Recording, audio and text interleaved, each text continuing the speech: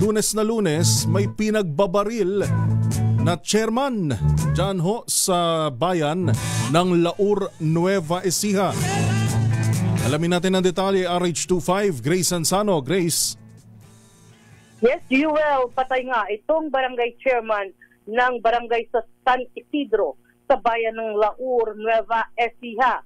Ito'y matapos nga na pagbabarilin si Kapitan Cesar Asuncion pasado alas 9 kagabi. Batay sa report, kagagaling lamang ni Kapitan sa isang lamay na kanyang kabarangay. Habang papauwi na sana ito, nang biglang sumulpot at tambangan nga ito ng riding in tandem.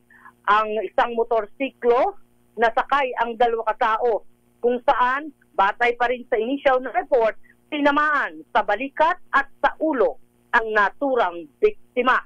Sa ngayon, hustisya ang sigaw ng pamilya habang nagpapatuloy naman ang investigasyon ng PNP sa atas na rin ni Colonel Cheryl Bruno, ang Provincial Director ng PNP sa Nueva Ecija.